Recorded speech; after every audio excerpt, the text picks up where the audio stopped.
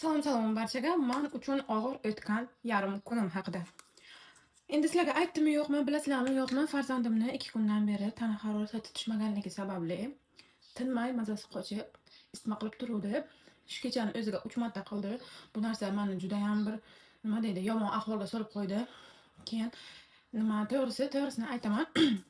Qo'limda uncha ko'p nima katta mablag'li pulim yo'q edi.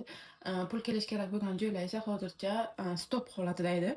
Shu uchun ertalabdan ovqatini yedirdim va oyim bilan birgalikda doktorga aytdim. Doktor satdik, osma ukol qildik, dorilarini oldik, ish qilib, hammasi bo'lib, xohlaymizmi yo'qmi, pulga taqaldi.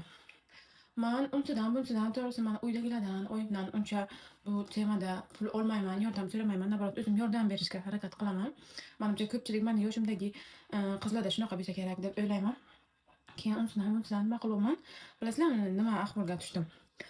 Man yordam bermasa kerak, baribir yo'q deb aytsa kerak deb kutgan odamlar naborat menga o'zimni vaziyatimni tushunib yordam berib, man umid qilib kutgan. Man hozir shu bor-ku, shundan so'rasam ozgina shu situatsiyadan chiqib olaman, keyin yana hammasi o'z joyiga tushdiki, qaytaraman degan odamlarim вообще stop holatida-da, stop holatda. Farzandi och o'tirgan, endi bu majoziy ma'noda farzandi yordamga muhtoj bo'lib o'tirgan onadan har qanday ishni kutish mumkin. Har qanday ishni ham kutish mumkin, har qanday holat ham bo'lishi mumkin. Bu bilan nima demoqchiman? Men qachonki o'zim uchun harakat qilsam bo'ladi, bo'lmaydi emas, lekin qachonki farzandimga kiyim olib bermoqchi bo'lsam, biror yoqqa aylantirishga aytmoqchi bo'lsam yoki birorta ish qilib bermoqchi bo'lsam, menga Allohim g'oyibdan beradi. Yo'q joydan menga yo'q joydan menga imkon beradi.